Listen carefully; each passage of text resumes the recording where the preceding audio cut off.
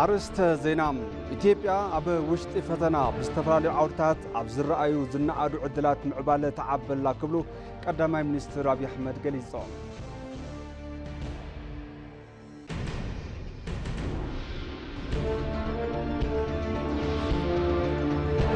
በዓል ልደት መድሕን ደቂ ሰባት ዝወረደሉ ምሕረት ዝተኣወጀሉ ዓለም ሓደ ዝኾነትሉ በዓል ምዃኑ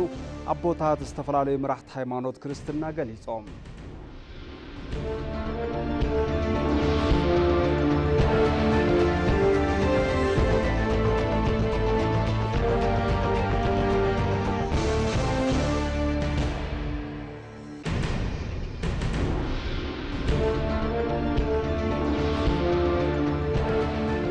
سلام طعنا بلي زخوركم تملكتنا كما يتوعلو لك ساعات 9 تخوينو كم تلمود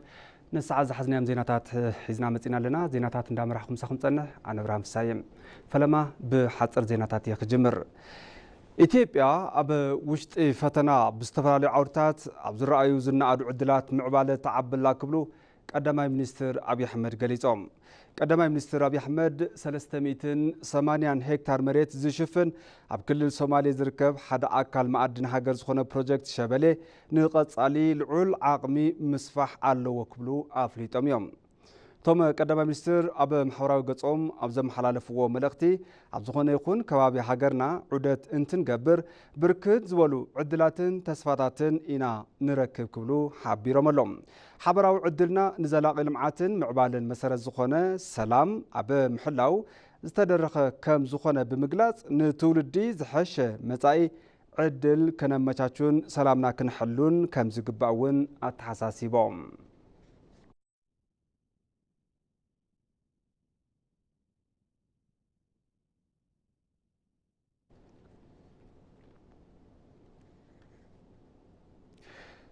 ኮርፖሬሽን ሚዲያ ፋና ንሃገርን ንህዝብን ዝጠቕሙ ስራሕቲ ክሰርሕ ኣለዎ ክብሉ ምክትል ቀዳማይ ሚኒስትር ተመስገን ጥሩነህ ገሊጾም። እቶም ምክትል ቀዳማይ ሚኒስትር ሎሚ ኣብ ኮርፖሬሽን ሚዲያ ፋና ዑደት ኣብ ዝገበርሉ እዋን ኮርፖሬሽን ሚዲያ ፋና እዚ እዋን ዝጠልቦ ዓቕምን ብቕዓትን ብምልባስ ንሃገርን ህዝብን ዝጠቕሙ ስራሕቲ ክሰርሕ ኣለዎ ኢሎም። ኣብቲ ዑደት ኣካቢ ቦርድ ኮርፖሬሽን ሚዲያ ፋናን ኣማኻሪ ጉዳያት ማሕበራዊ ቀዳማይ ሚኒስትርን ዲያቆን ዳንኤል ክብረትን ካልኦት ላዕሎት ሓለፍቲ ስራሕ መንግስትን ተረኺቦም እዮም። ምክትል ቀዳማይ ሚኒስትር ተመስገን ጥሩነህ ኮርፖሬሽን ሚዲያ ፋና ናይ ክልተ ሚድያ ድምር ብምዃኑ ዝድለ ዓቕምን ብቕዓትን ተላቢሱ ሃገርን ህዝብን ዝጠቅም ስራሕቲ ክሰርሕ ኣለዎ ኢሎም። ዘለዎ ዓቕሚ ፀንቂቑ ብምጥቃም ዝሐሸ ስራሕ ንክሰርሕ ኣንፈት ብምሃብ ደገፋት መንግስቲ ተጠናኺሩ ክቕፅል ኢሎም። እቲ ትካል ምዕቡላት ናውትን ብፅሬት ዝተደገፉ ተግባራትን ዘካይድ ከም ዝኾነ ቅድሚ ሕዚ ብዘቕርቦም ስራሕቲ ይፍለጥ እዩ ብምባል ሎሚ ዝረኣናዮ እውን ብምኽንያት እዚ ኢሎም። ኮርፖሬሽን ሚድያ ፋና ኣብ ቀጻሊ ዜናን ዋናውን ምርመራን ማሕበረሰብ ተኮርን ስራሕቲ ኣጠናኺሩ ክቕፅል ይግባእ ክብሉ እውን ኣተሓሳሲቦም። ኣካቢ ቦርድ ኮርፖሬሽን ሚድያ ፋናን ኣማኻሪ ጉዳያት ማሕበራዊ ቀዳማይ ሚኒስትርን ዲያቆን ዳንኤል ክብረት ብግዶም ውህደት ዋልታን ፋናን መርኣያ ምድማር ክኸውን ብዝኽእል ሰፊሕ መጽናዕቲ ብምክያድ ዝተፈጠረ ኢሎም።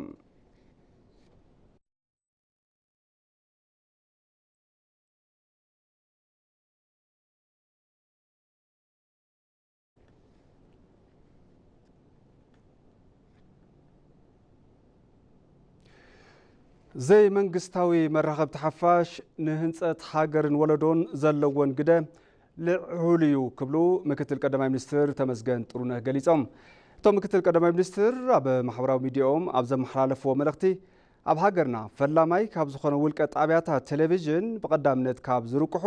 ኣብ ጣብያ ቴሌቪዥን ኢቢኤስ ዑደት ጌርና ኣለና ኢሎም። ኢቢኤስ ኣብ ዝሓለፉ 15 ዓመታት ኣብ ዓውዲ ውልቀ ሚድያ ብዙሓት መህደስትን እዋናውን ሓበሬታታት ናብ ህዝቢ ብምብፃሕ ልዑል ግደ ከም ዝነበሮም ተዛሪቦም። ብተወሳኺ እቲ ትካል ውቅብ ባህሊ ኢትዮጵያ ታሪኽን ማሕበራዊ ዝምድናን ኣግዚፉ ብምርኣይ ንዓለም ተበፃሒ ይገብር ከም ዘሎ እዮም ኣብሪሆም። ንነዊሕ ዓመታት ዘይተረኸቡ ስድራ ኣብ ምርኻብን ንዝተፀገሙ ዜጋታት ብሩህ ተስፋ ብምዃንን ዝጀመሮ ስራሕ ንኻልኦት መራኸብቲ ሓፋሽ መርኣያ ዝኸውን ከም ዝኾነ እውን ሓቢሮም።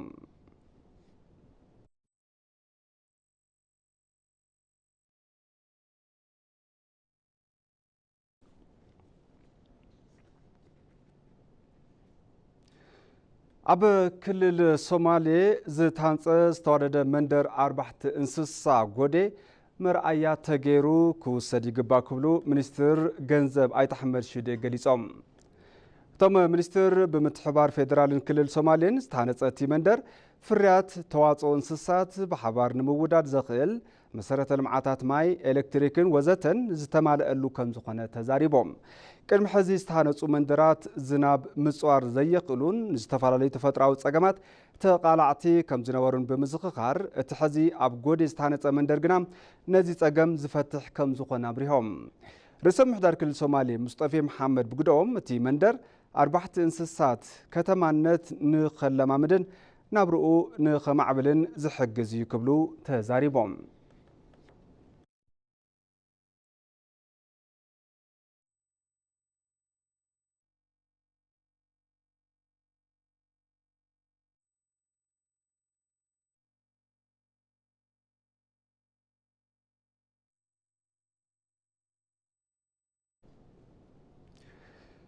ሓደ ኪሎ ሜትሮ ዝሽፍን ምንጻፍ መንገዲ ኣስፋልት ላዕለዋይ ቤት ፍርዲ ሆቴል ሳይዛን ኣብርሃ ካስትል መቐለ ተጀሚሩ። ኣብቲ ምንጻፍ ኣስፋልት ዝተረኸቡ ኣካየዲ ስራሕ ኩባንያ ሱር ኮንስትራክሽን ኣይተ ዘንፉ ኣሰፋው ምስ ምምሕዳር ከተማ መቐለ ቅድሚ 6 ዓመታት ብመሰረት ዝተፈጸመ ውዕል ዝህነት ዘሎ ኢሎም። ህንፀት መገዲ ኣስፋልት ላዕለዋይ ቤት ፍርዲ ሆቴል ሳይዛን ኣብርሃ ካስትል ሳልሳይ ዙር እዩ ክብሉ እውን ገሊፆም። ሱር ኮንስትራክሽን ምስ ምምሕዳር ከተማ መቐለ 102 ኪሎ ሜትሮ ንምህናፅ ውዕሊ ከም ዝኣሰረ ዝገለጹ ኣይተ ዘንፉ ኣስፋው ዛጊድ 30 ኪሎ ሜትሮ ከም ዝተሰርሐ እውን ኣብሪሆም። ሕዚ ኣብ ከይዲ ህንፀት ዝርከብ ሳልሳይ ዙር ህንፀት መገዲ ኣስፋልት ብ2 ቢልዮን ብር ይሳለጥ ከም ዘሎ ድማ ተዛሪቦም እዮም። ምክትል ከንቲባ ከተማ መቐለ ኣይተ ኤልያስ ካሕሳይ ብወገኖም እቲ ዝህነፅ ዘሎ መገዲ ኣስፋልት 60 ዓመት ዝገበረን ፀገም ተፋሰስ ከም ዝነበሮን ገሊፆም። ኣብ 3 ወርሒ ህንፀቱ ይዛዘም ከም ዘሎ ብምግላፅ እቲ መገዲ ፅሬቱ ሰለጤኑን ሓልዩ ንክህነፅ ትኩረት ተገይሩ ይስራሕ ከም ዘሎ እውን ተዛሪቦም እዮም። ኣመኻሪ እዚ ህንፀት ዩኒቨርሲቲ መቐለ ምዃኑ ወሲኾም ሓቢሮም ክብል ኮርፖሬሽን ሚድያ ፋና ፀብፂብዎሎም።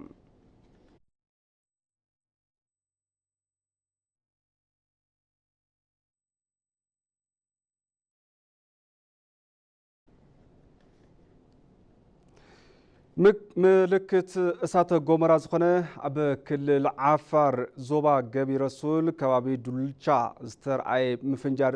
ጥንቃቐ ከም ዘድሊ ዩኒቨርሲቲ ኣዲስ ኣበባ ኣተሓሳሲበሎም። መምህርን ተመራማርን ክፍሊ ትምህርቲ ስነ ምድሪ እቲ ዩኒቨርሲቲ ፕሮፌሰር ገዛሃኝ ይርጉ ንፋና ሚድያ ኮርፖሬሽን ከም ዝበልዎም ኣብቲ ከባቢ ትማሊ ዝተርኣየ ምፍንጃር እሳተ ጎመራ ከጋጥም ከም ዝኽእል መርኣያ ኢሎም። ኣብቲ ምፍንጃር ዝተርኣየ ልዑል ትክን ካልኦት ነገራትን ካብ ታሕቲ ንላዕሊ እናዘለለ ዝመፀ ስብርባር ነገራት ኮኽሒ ዘርኢ ከም ዝኾነ እውን ተዛሪቦም ኣለዎም። ነበርቲ እቲ ከባቢ ናብ ካልኦት ከባቢታት ናይ ሙሳድ ስራሕቲ ጠመተ ሂብካ ክስራሕ ከም ዘለዎ ኣተሓሳሲቦም። ብተዛማዲ ዜና ርዕደ መሬት እንትፍጠር ዘምስዕቡ ጥንቃቐታት ምግባር ከም ዝግባእ ጂኦሎጂካዊ ኢንስቲትዩት ኢትዮጵያ ኣብ ማሕበራዊ ገጹ ኣስፊሩሎም። ብዝተፈላለዩ ምክንያታት ካብ ገዛ ወፃኢ እንተኮይንኩም ካብ ኣእዋም ህንፃታት ዓምድታት ኤሌክትሪክን ካልኦት ወዲቆም ጉድኣት ከስዑ ካብ ዝኽእሉ ነገራት ምርሓቅን ኣብ ከባቢ ለጥ ዝበለ ሜዳ ምዃንን ይምከር። ኣብ ውሽጢ ገዛ እንተኮይንኩም ናብ ኣፍ ደገ በርታት ጠርዝታትን ኮሪደራትን ተፀጊዕኻ ምሕላፍ ከምኡውን ካብ ምድጃ ሓዊ ካብ ዝተሰቐሉ ፍሬማትን ናይ ግድግዳ መጋየፅታትን ካብ መደርደሪ መፅሓፍትን ከባቢ መስኮትን ምርሓቅን ምድጃ ጋዝ ብዝተኻእለ ቅልጣፈ ምጥፋእን እንተዘይኮይኑ ድማ ካብቲ ከባቢ ምርሓቅ የድሊ። ኣብ ውሽጢ ዓበይቲ ህንፃታት እንተኮይንኩም ካብቶም ህንፃታት ንምውፃእ ዘይምፍታን ሊፍት ብፍጹም ዘይምጥቃም ካብ ከባቢ ደረጃታት ምርሓቅ መኪና እናዘወርኩም እንተኮይንኩም ካብ መስመራት መመሓላለፊ ኤሌክትሪክ ምርሓቅ ኣብ ከባቢ ኣእዋምን ሸቦታትን ደው ዘይምባል ዓምድታት መስመር ኤሌክትሪክን ሸቦታትን ኣብ ልዕሊ እቲ ተሽከርካሪ እንተወዲቖም ካብቲ መኪና ንምውፃእ ዘይምፍታን ብዝተኻእለ ቅልጣፈ ኣብ ግልፂ ዝኾነ ቦታ መኪና ደው ምባልን ዝኣመሰሉ መንገድታትን ጥንቃቐ ምውሳድ ከም ዝግባእ እቲ ኢንስቲትዩት ይምዕድ።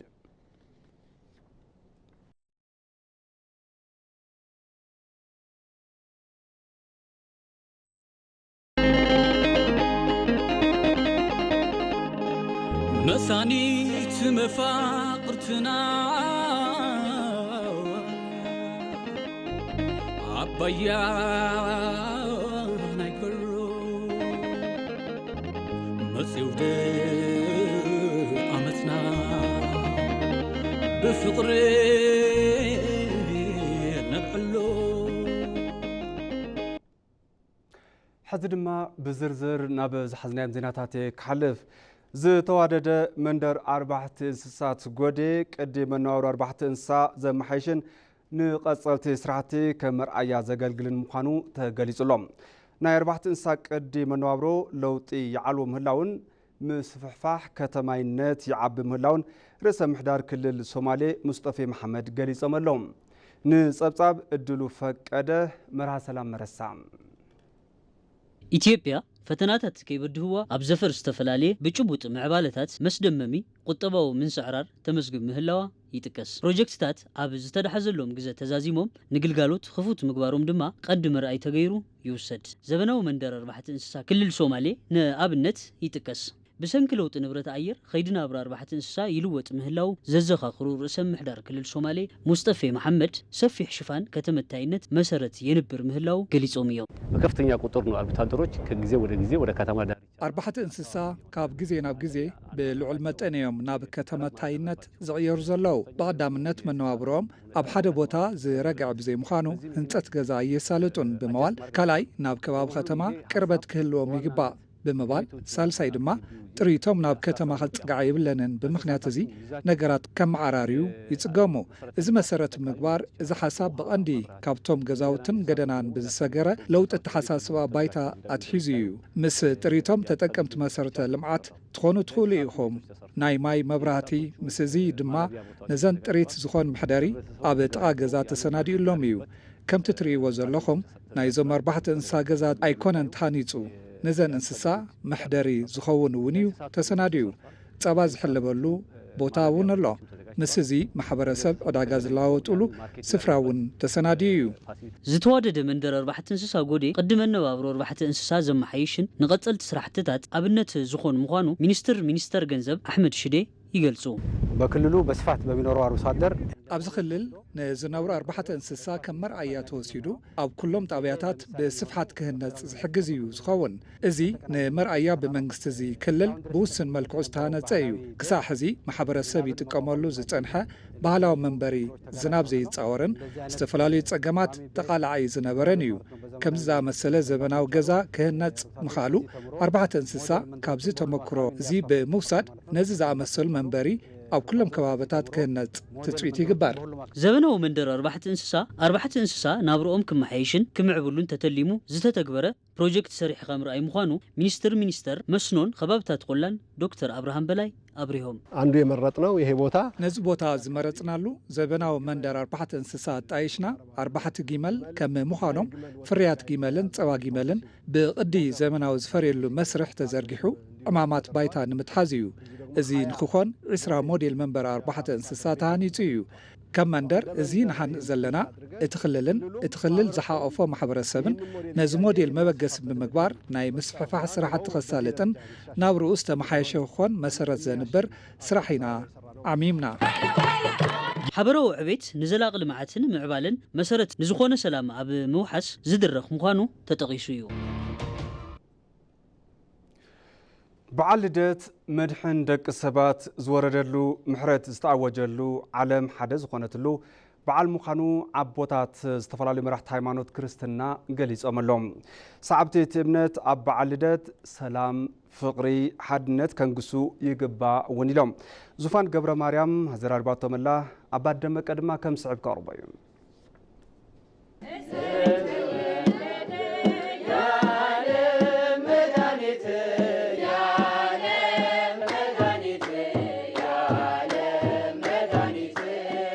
በዓል ልደት ብሰዓብቲ እምነት ክርስትና ብድምቀት ካብ ዝኽበሩ ሃይማኖታዊ በዓላት ሓደ እዩ ልደት ኢየሱስ ክርስቶስ ምኽንያት ብምግባር በብዓመቱ ዝኽበር በዓል ልደት መድሕን ደቂ ሰባት ዝወረደሉ ምሕረት ዝተኣወጀሉ ዓለም ሓደ ዝኾነሉ ከም ዝኾነ መራሕቲ ሃይማኖት አብሪሆም ልደት ማለት ናብ ጌታና ኢየሱስ ክርስቶስ ኣብዚ ዓለም እዚ ካብ ሰማይ ናብ ምድር ወሪዱ ካብ ኣደና ካብ ቅድስተ ቅዱሳን ንጽሕተ ንጹሓን ቅድስቲ ድንግል ማርያም ዝተወለደሉ ዕለት እንኽብረሉ በዓል ልደት ይበሃል ማለት እዩ። ልደት ማለት ድማ ከማና ሓጢኣት ጥራሕ እዩ ዘሰርሕ እምበር ከም ህፃናት ገዛ ህፃናት ከይፋለሰ የተወለዱ ናብ 9 ወርሒ 5 መዓልቲ ጸኒስና ንውለድ ስውቶም ይኾይኑ ዝፍለይ ግን ብድንግልና ጸኒሱ ብድንግልና ዝተወለደ ምዃኑ ናይ ልደት ፍልይ ዘብሎ ድማ ዓለም ብምሉእ ሓደ ዝገበረ ተፈላለዩ ዝነበረ ዓለም ብምሉእ ሓደ ዝገበረ ናብ ሓደ ዘምፀአ ኣፈላለያ ርሑስ ናብ ሓደ ዝወደበ ስለ ዝኾነ ልደት ክቡር ልደት በዓል ልደት ጎይታ ኢየሱስ ክርስቶስ ነኽብሮ ማለት ንሱ ድሕነት ደቂ ሰብ ከምፂኢሉ በዓሉ መድሓኒ ኮይኑ ዝተወለደሉ ካብ ሰማያ ሰማያት ናብ ምድሪ ወሪዱ ካብ ኖና ቅድስት ድንግል ማርያም ስጋ ለቢሱ ዝተወለደሉ ዓብይ በዓል እዩ። ልደት ጎይታና ኢየሱስ ክርስቶስ ከዓ ናይ ሙሉእ ዓለም ሓጎስ እዩ። ንኹላትና ድሕነት ዘምፃልና ዓብይ በዓል ስለ ዝኾነ ቀዲሙ ከዓ ብነቢያት ዝተነገረሉ እዩ። ከም ካልኦት መራሕቲ ሃይማኖት ኣይኮነን። ጎይታና ኢየሱስ ክርስቶስ ወዲ እግዚአብሔር እዩ። ካብ ቅድስት ድንግል ማርያም ዝተወልደ እዩ። መድሓኒና እዩ። መሰረት ህይወትና እውን ስለ ዝኾነ ብኸምኡ ኢና ነብዕሎ። በዓል ልደት ጎይታናን መድሓኒና ኢየሱስ ክርስቶስ ኣብ እምነት ክርስትና ወይ ድማ ኣብ ሰዓብቲ እምነት ክርስትና እቲ ዓብይ ቦታ ዝወሃቦ በዓል እዩ። እቲ ንምንታይ ሰብ ምስ እግዚአብሔር ዕርቂ ዝተኣወጀሉ ግዜ ስለ ዝኾነ ቅድሚ ልደተ ክርስቶስ ዝነበረ ዘመን ዓመተ ዓለም ወይ ድማ ዓመተ ፍዳ ተባሂሉ ዝፍለጥ ምሕረት ዘይነበረሉ ሰብ ብሓጢኣቱ ብኽፍኣቱ ዝቕፅዓሉን ምሕረት ዘይግበረሉ ግዜ እዩ ነይሩ። ካብ ናይ ጎይታና ኢየሱስ ክርስቶስ ልደት ድሓር ግን ዓመተ ምሕረት ዝብል ሓዱሽ ኣዋጅ ተኣዊጁ። ስለዚ ኣብ መንጎ ሰብን ኣብ መንጎ እግዚኣብሔርን ዝነበረ ናይ ጽልኢ ግድግዳ ከም ዝፈርስ ዕርቂ ምስ እግዚኣብሔር ዝተኣወጀሉ ግዜ እዩ። ሰዓብቲ እቲ እምነት ጎና ጎኒ ምኽባር በዓል ልደት ሰላም፣ ፍቕሪ፣ ሓድነት ከቐድሙ ከም ዝግባእ እቶም መራሕቲ ሃይማኖት መልእኽቲ ኣመሓላሊፎም። ቅድሚ ስጋ ምብላዕ ቅድሚ እቲ በዓል ዘድልዩ ነገራት ምባልና ንንበዓልና መጀመርያ ክንተዓረቕና ኢና። በዓልና ክንዕረቕ ኣለና፣ ነብስን ስጋን ክዕረቕ ኣለዎ። ኣብ ቤተልሔም ክርስቶስ ተወለደ ኣምላክ ንሓስብ ከለና እንታይ ንምንታይ መፅኡ ምስተፈላለየ ዓለም ሓደ ንምግባር ትህትና ንምርኣይ ኣብ ሰማይ ኮይኑ ኣብ ፅርሐ ኣርያም ኮይኑ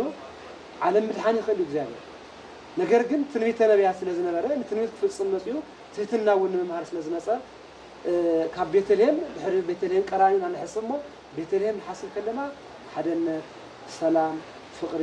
ንዘይብሉ ሰብ ተሓሳሲብና ንብላዕ ዘይብሉ ሰብ ነብልዐሉ ሓደነት ፍቕሪ ንሰብከሉ መዓልቲ ስለ ዝኾነ እቲ ዝዓበየ ኣብ እምነት ኣማንያን ክኸውን ዝግብኦ ብመንፈስ ክትዳሎ እዩ። ምስ ኣምላኽና ንዕረቕሉ ነንሕድሕድና ሰላም ንገብረሉ መንገዲ ክርኢና ዘድሊ ንሱ እቲ ዝዓበየ ጎይታና ኢየሱስ ክርስቶስ ናብዚ ምድሪ ምስ ወረደ ዘምሃረና እንታይ ፍቕሪ እዩ፣ ትሕትና እዩ ምሂሩና። ንሱ ሰላም እዩ ምፅኡ ኢልና ንሕና እውን መስርሒ ሰላም ክንከውን ፍቕሪ እውን ንካልኦት ክንገልጽ የድሊ። እቲ ዝመፀሉ ዕላማ ኢና ክንሓስብ ዘለና ንዓና ንምድሓን ደቂ ኣዳም ብሓጢኣት ምኽንያት ዝኣተናዮ ዓዘቕቲ ዝኣተናዮ ናይ ሞት ሓጢኣት ናይ ዘላለም ሞት ነፃ ከውፀና ስለ ዝመፀ ሕጁን ንሱ ክንቅበልን ንሱ ክንክተልን ይግበአና ማለት እዩ። ሃይማኖት ብዝፈቅድ ኩሉ ነንባዕሉ ክትሓጋገዝን ክደጋገፍን ከም ዘለዎ ድማ እቶም መራሕቲ ሃይማኖት ኣገንዚቦም። ተደጋጋሚ ርክብን ዘተን ኢትዮጵያን ሶማልያን ውዕሊ ስምምዕ አንካራ ናብ ባይታ ይወርድ ምላው መርኣያ ምዃኑ ተገሊጾም። ዲፕሎማሲያዊ ርክብ ክልቲአን ሃገራት ብምሕያል ኣብቲ ዞባ ሰላምን ምርግጋዕን ንክህሉ ከም ዝሰርሓ እውን ተሓቢሩሎም። ፍስሓ መብራህቱ ዝርዝር ኣለዎ። بمنستر سراويت مكلخال فيدري إنجنير عائشة محمدن منستر ديتا قدات وصاي أمباسادر مسكانو الراغان زمرح قجل الأخ إثيوبيا مسب بريزيدنت هاجر الصوماليا حسن شيخ محمد عوت ذات مكادم تحبيرو اتي قجل الأخ إثيوبيا كابل قدام منستر دكتور أبي أحمد زيت الآخمال اختين نابا بريزيدنت حسن شيخ محمد كم زب صحون تقليص الله أبتي زيتا خلتين هاجرات أبا منغو أتن هاجراتن أبتي زوبان سلامن مرققعن نمرققاز حبيركا نمسرح زخل يتباهل الله ኢትዮጵያን ሶማልያን ኣኽባሪ ሰላም ልኡኽ ሕብረት ኣፍሪካ ዕውት ንክኸውን ከም ዝተስማዕምዓ ኣረጋጊፀን እዚ ተጀሚሩ ዘሎ ክልተኣዊ ምትሕብባር ናብ ብራኸ ንምብጻሕ ኣብ ክልተን ሃገራት ዝግበር ዑደት ምጥንኻር ከም ዘድሊ ተገሊጹ ነዚ ሽዒቡ ላዕለዋይ መዝነት ዘለዎም ሶማልያውያን ናብ ኣዲስ ኣበባ መጺኦም ዑደትን ዘተን ከም ዝገብሩ እውን ኣብ ስምምዖም ተጸሪሑ ሚኒስተር ሰራዊት ምክልኻል ሶማልያ ዓብደልቃድር ኑር ጀማ ከም ዝበልዎ ሰራዊት ምክልኻል ኢትዮጵያ ሰላም ሶማልያ ንምርግጋጽ ዝኸፈልዎ መስዋዕትን ዝገበርዎ እጃምን ንኣዶም ኣቕሪቦም ሚኒስተር ሰራዊት ምክልኻል ፌድሪ ኢንጂነር አይሻ መሐመድ ብወገነን ኢትዮጵያ ንሶማልያ ሰላምን ምርግጋዕን ብጽሒታ ከም ዝተጻወተት ኣረጋጊጸን ኢንጂነር አይሻ ወሲኸን እውን ግብረ ራዕዲ ምውጋዕ ማእኸል ምትሕብባር ቁልፊ ተግባር ክልተን ሃገራት ክኸውን ከም ዝግባእ ተሓሳሲበን ሚኒስትር ዴኤታ ጉዳያት ወጻኢ ኣምባሳደር ምስጋና አረጋ ብወገኖም ውሕሰ ሰላም ሶማልያ ማለት ሰላም ኢትዮጵያ ምዃኑ አብሪሆም ኮይኑ ግና ኣብቲ ዞባ ዝምዕብል ዘሎ ጸገም ጸጥታ ክልተን ሃገራት ዛዕበን ልምዓት ከይገብራ ጽልዋ ዘሕድር ኢሎም ብምዃኑ እውን እተን ሃገራት ትሕብብረን ብምትርናዕ ምስ ጸጥታ ተተሓሒዞም ዝረኣዩ ጸገማት ብቁልጡፍ ክፍትሑን ናብ ልምዓት ሙሉእ ጠመተ ክገብራ ከም ዝግባአን ኣልዒሎም እዮም ኣብ ዝሓለፈ ሰሙን ብሚኒስተር ዴኤታ ጉዳያት ወጻኢ ሶማልያ አሊ መሐመድ ኦማር ዝተመርሐ ጉጅለ ልኡኽ ኣብ ኢትዮጵያ ሕላዊ ዑደት ስራሕ ምግባሩን ምስ መዘንኦም ኣምባሳደር ምስጋኑ ኣረጋ ዘተ ምክያዶምን ሓደ ኣካል ናይቲ ርክብ ምንባር እውን ተገሊጹ እዩ ሰላማውን ዲፕሎማስያውን ርክብ ኢትዮጵያን ሶማልያን ንክልተን ሃገራት ጥራሕ ዘይኮነስ ነቲ ዞባ ልዑል ረብሓ ዘለዎ እዩ ተባሂሉ ተባርዓይ ጸጥታ ቀርኒ ኣፍሪካ ኣብ ምህዳእ እጃም እውን ኣለዎ ብፍላይ ሓደ ግዜ ሰላም ካሊእ ግዜ ሕርፍፍ ንዝብል ተኳሳሓይ ዝኾነ ዞባን ከባብን ኣብ ምህዳእ ዓብዪ እጃም ዝተጻወተ ስምምዕ አንካራ ውፅኢት ውሕሉል ዲፕሎማስያዊ ጻዕሪ ምዃኑ ምሁራት ዘፈር ሓቢሮም አልቲሜትሊ አካባቢው በጣም ቮለታይል የሆነ ባለፉት 100 ዓመታት በጣም ችግር ኣብ ዝሓለፉ 100 ዓመታት ኣዝዩ ጸገም ዝነበሮ ከባቢ ብምንባሩ ናብ ሰላም ዝመጽሉ ኩነታት ምዃኑ ዘመላኸተ እዩ እቲ ኣብ መንጎ ኢትዮጵያን ሶማልያን ተፈጢሩ ዝጸንሐ ዘይምቅድዳው ብሂብካ ምቕባልን ክልቲኣዊ ረብሓን ዕልባት ምርካቡ ታሪኻዊ ስምምዕ አንካራ ኮይኑ ተመዝጊቡ እዩ እዚ ንፈተውቲ ሰላም ዝሕጎሰ ብርሑቕ ኮይኖም ዝተፈጠረ ሓጓፍ ዘጋድኑ ንዝነበሩ ድማ ርእሲ ሕማም ኮይኑዎም ሓሊፉሎ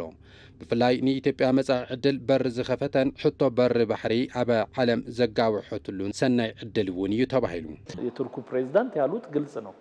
ፕሬዝዳንት ቱርኪ ዝበልዎ ግልጽ እዩ ኢትዮጵያውያን እንታይ ከም ዝደልዩ ተረዲኦም ኣለዉ ማለት እዩ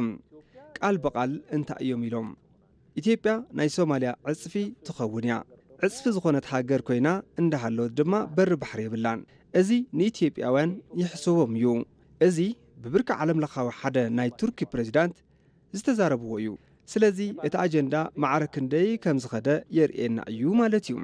ኢትዮጵያ ብምልዓላ ናይ ድርድር ኣጀንዳ ኮይኑ እቲ ቀንዲ ነገር እንሰርሖም ስራሕቲ ብዓለም ለኻዊ ሕጊ ድዩ ብሰላማዊ መገዲ ድዩ ንዝብል ነገር ግልጽ ምዃኑ እዩ እዚ ዞባ ንዝሓለፉ ብርክት ዝበሉ ዓመታት ተኳሳሓይን ተቀያየርን ኮይኑ ዝጸንሐ እዩ ኣብ ርሑቕን ቀረባን ኮይኖም ምእንቲ ረብሓ ሃገሮም ናብ ዝደለይዎ ክዝውርዎ ዝደልዩ ሃገራት እውን ቁፅሮም ውሕድ ኣይኮነን ኣብ ከምዚ ዝበለ ዞባ ትርከብ ኢትዮጵያ ተዓጻጻፋይ ዲፕሎማስያዊ ጻዕሪ ክትገብር ግቡእ ኮይኑሎ እቲ ምስ ሶማልያ ተፈጢሩ ዝነበረ ምስሓብ ኣብ ሓፂር እዋን ክእረምን ናብ ሓበራዊ ረብሓ ክቕየርን ዝተገበረሉ እውን ውፅኢት ውሕሉል ዲፕሎማስያዊ ኮይኑ ናብ ቅድሚት እናሰጎመ ይርከብ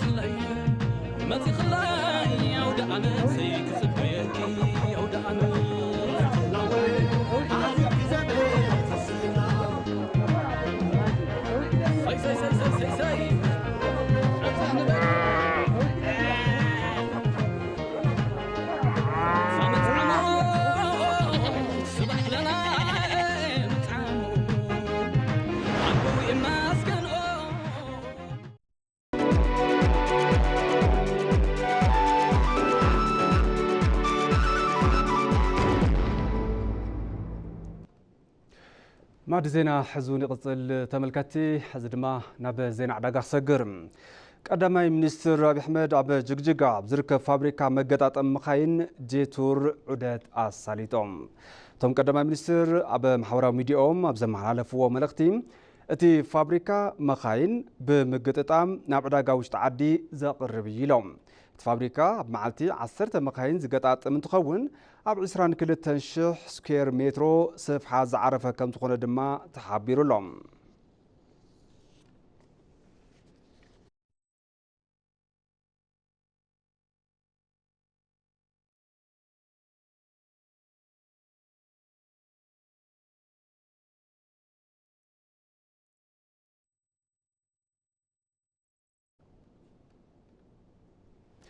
ኣብ መወዳእታ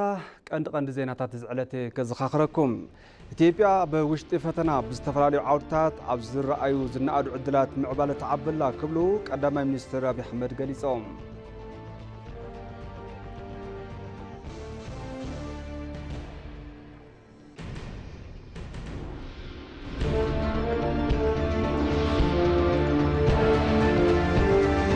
በዓል ልደት መድሕን ደቂ ሰባት ዝወረደሉ ምሕረት ዝተኣወጀሉ ዓለም ሓደ ዝኾነትሉ በዓል ምዃኑ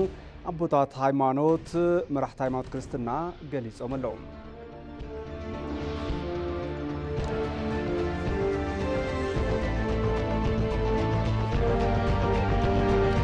ባርከስ ተመልከቲ